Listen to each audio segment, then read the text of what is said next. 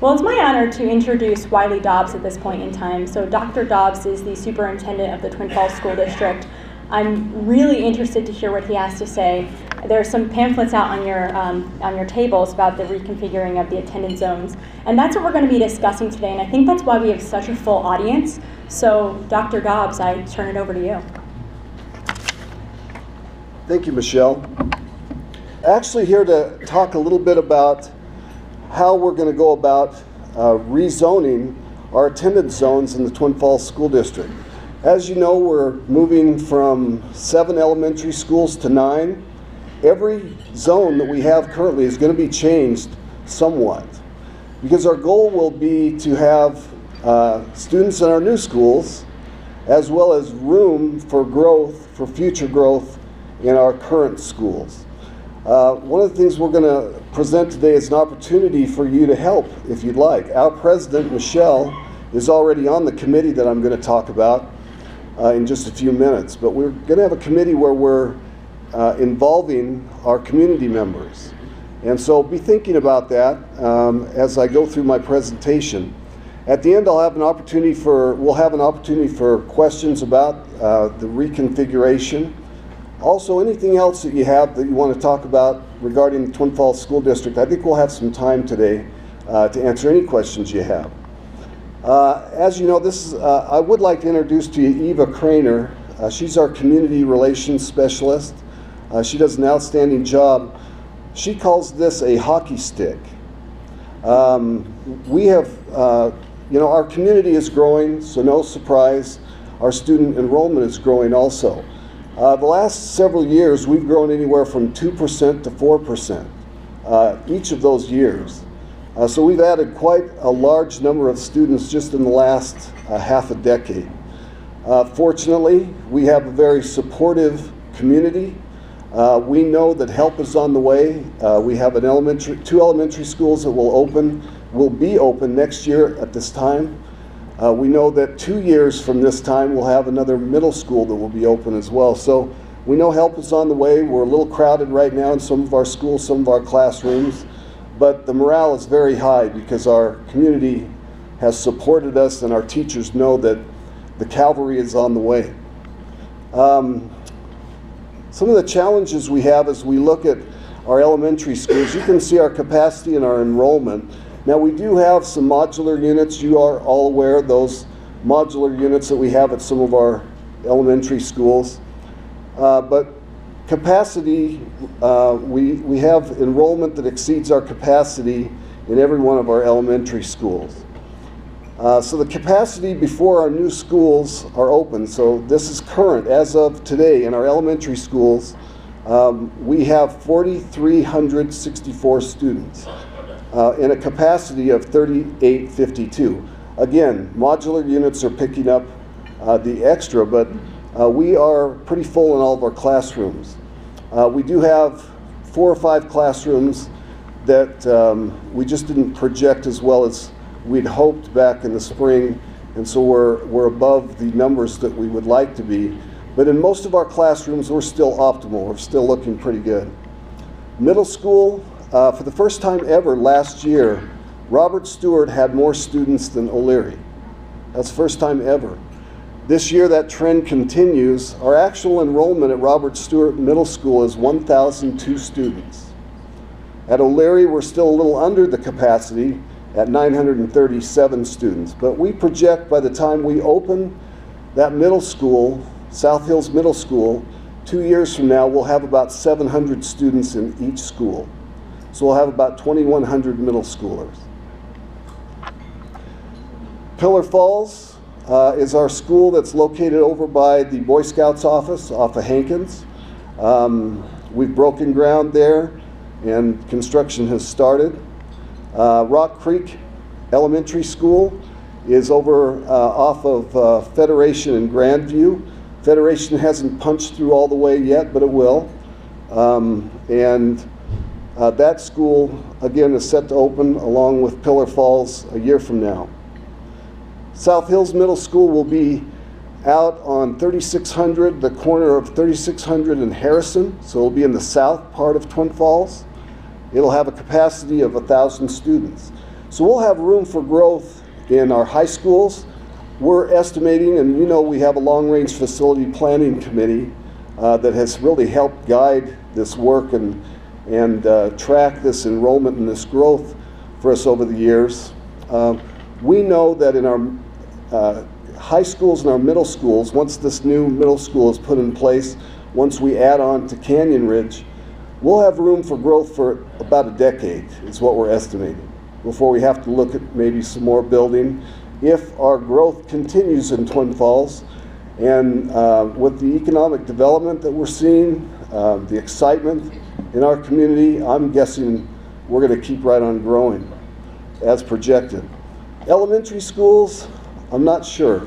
Our committee is looking at least 5 or 6 years before we have to maybe start looking at another elementary school. So stay tuned.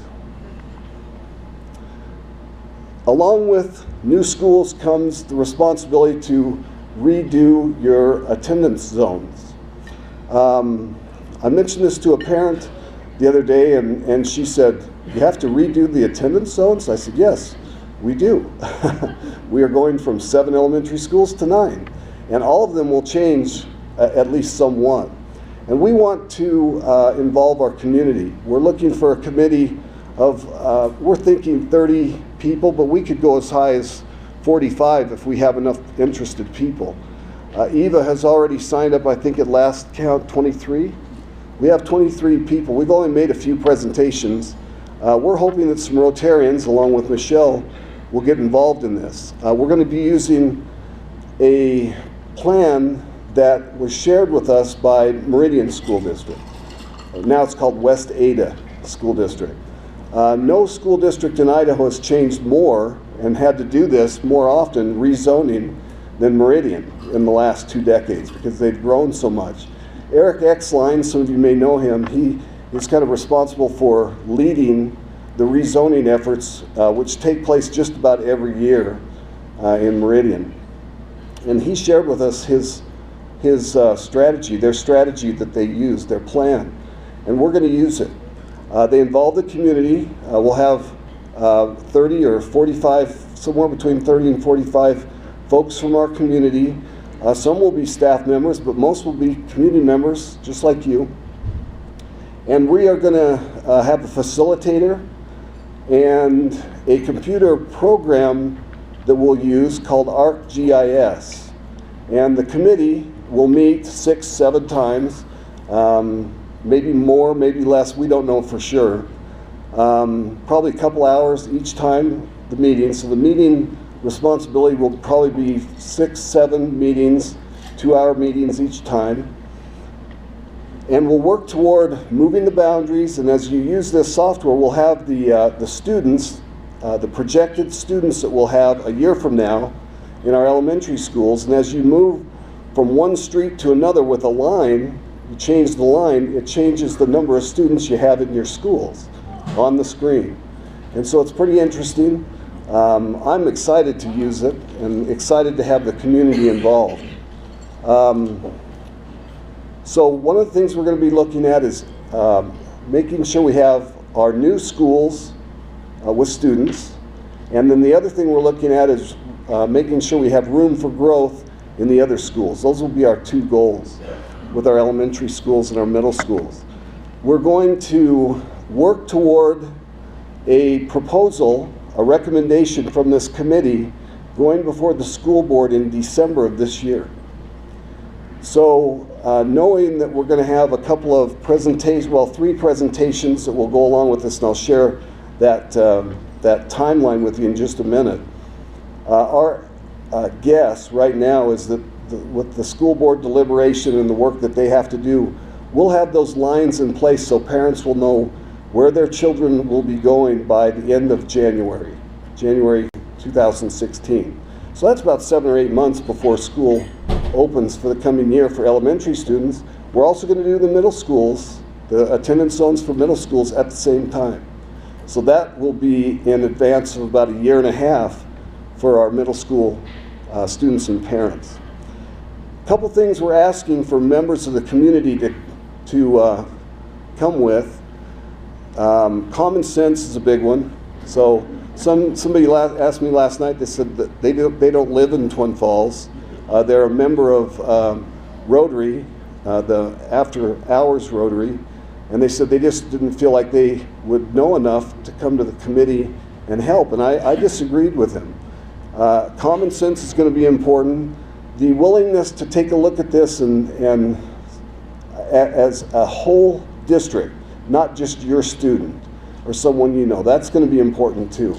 Gerrymandering is something we're going to try to steer away from. We do have some of that. You know, some of the attendance zones we have right now, I'm going to say it, a little goofy.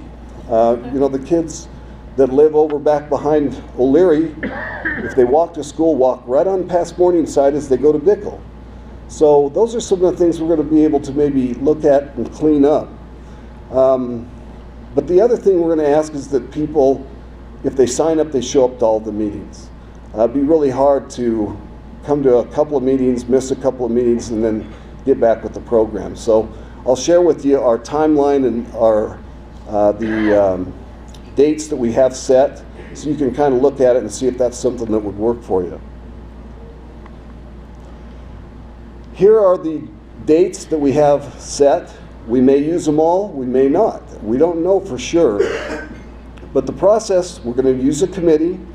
We're going to have the ArcGIS computer program and a facilitator to help us. We're going to take a look at student enrollment, projections that we have, and future growth. We're going to look at the capacity and overcrowding issues that we face right now.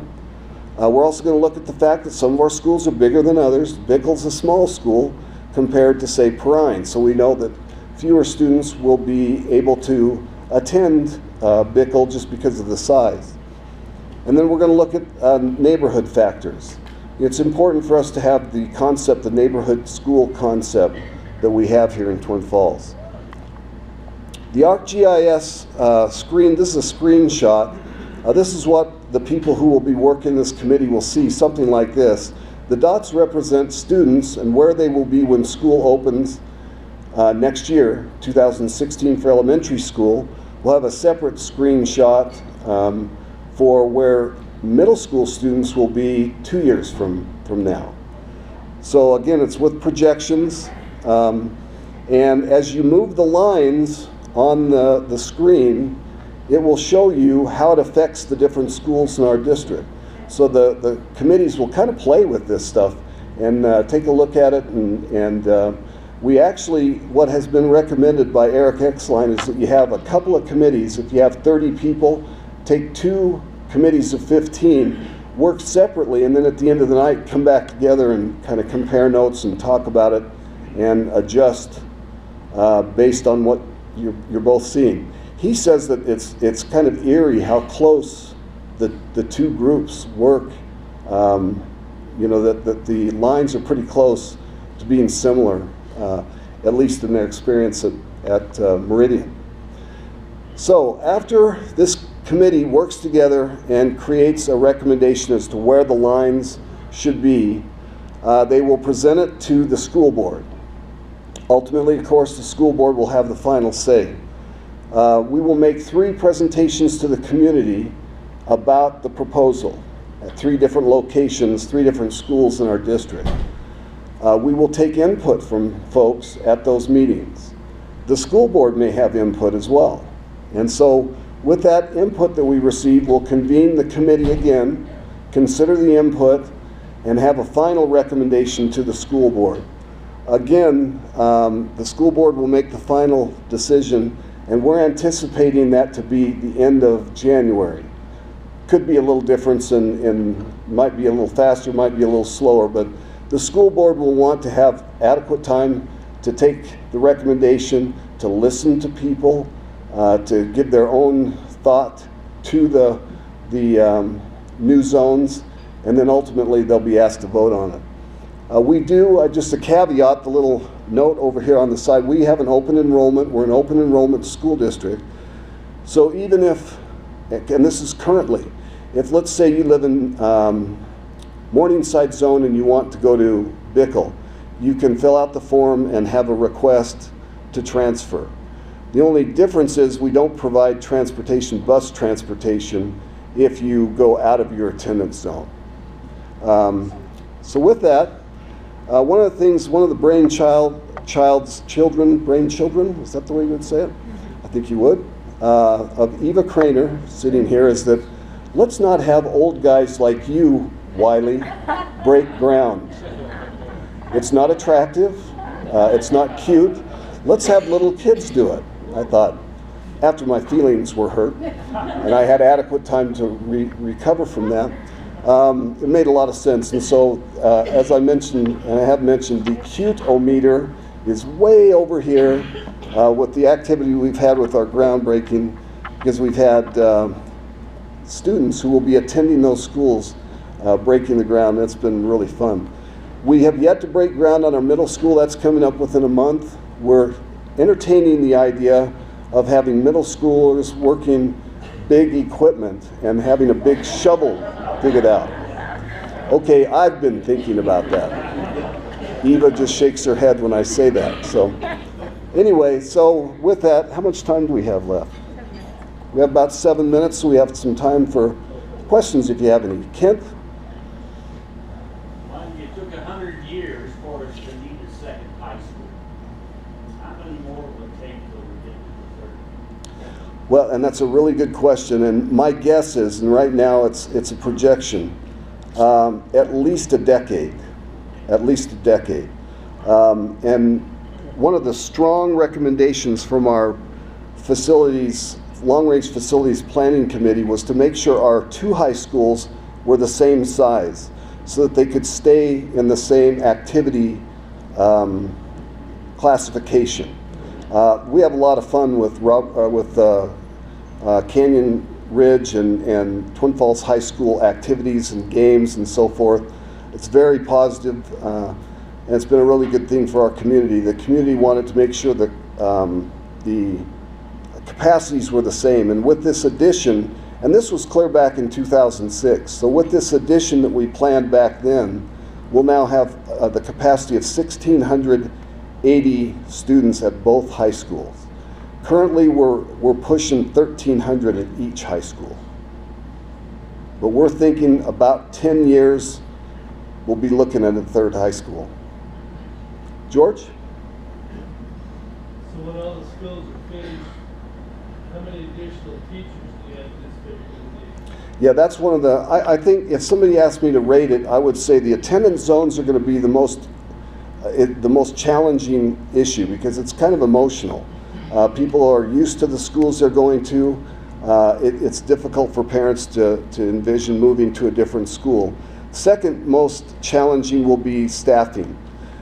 The main portion of the staff will come from the schools we already have, because in some cases the teachers will follow the students. Because as we peel off students from the schools we currently have to fill in at our new schools, so will staff. So the additional teachers that we add will be just based on the enrollment growth that we have. Some of the things that you add at new schools that will be additional challenges will be custodial, lunch program, secretarial, those kinds of things.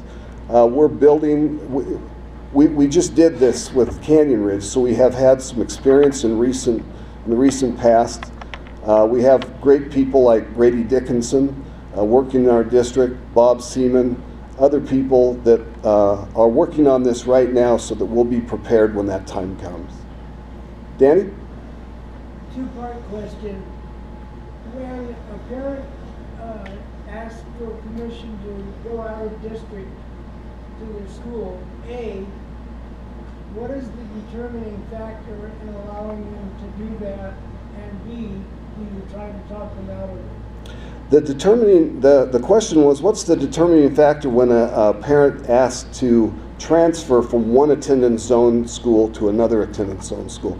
We have a form, the parent fills out the form, submits it to the principal, and it's based on if there's room. And there's 2 considerations for room. If the student is a first grader, do we have enough room in our first grade classes where we can add someone, but also programs. If the student is a special education student, we also have to look at, are we full in that school within that program? The answer to the second part was, do we try to talk parents out of that? No. Just like I don't try to talk parents out of homeschooling or Xavier if they want to go to a charter school or a private school. That's their business. My job is to facilitate their requests if we all possibly can. Are they responsible for transportation? Yes, they would be responsible for transportation if they go outside their school attendance zone. Jill? Well, kind of following up on what Manny said, how would you know proper projections? Because maybe a lot of kids want to transfer standalone school in their minds. I mean, to me, I think that would be really difficult. I'm not promoting this. When I grew up, we went to school where you live, and you couldn't really transfer at all. So, and I'm surprised also that people from Twin can go to Hillary. And that seemed very surprising to me, because then you overload their school, and you know what I'm saying? Like, why, is that just a common practice out here? Well, I think you'd be surprised at how few requests we get. But when you change schools like this, aren't you going to anticipate more? Well, we probably will have somewhat more, and we'll have to kind of take it, it's kind of a situational thing. We'll take a look at it. Our principals of our schools, that's their responsibility to make sure that they don't accept transfers if it overloads their school. So they are the gatekeepers. And with that responsibility, in my opinion, comes a lot of, I don't micromanage that. That's their responsibility, and as we're opening the new schools, I would anticipate they're going to be careful with the transfers that they take, because we're going to be really careful to make sure there's adequate room in all schools. If they take a bunch of transfers, that eliminates that ability for growth in their school. So I do feel that we have a really good process. We're not always able to meet the requests of the parents, but we try. Winnie? So what about when all is said and done, what about the extracurricular activities like sports, will they be the same when they transpire? Yeah, the question is, what about extracurricular activities? We will be adding a new middle school. So we'll have another middle school basketball team. We'll have another middle school orchestra. We'll have another middle school choir. So we will be adding programs, and that is a factor that we have to consider, because it does cost, there is a cost associated with that.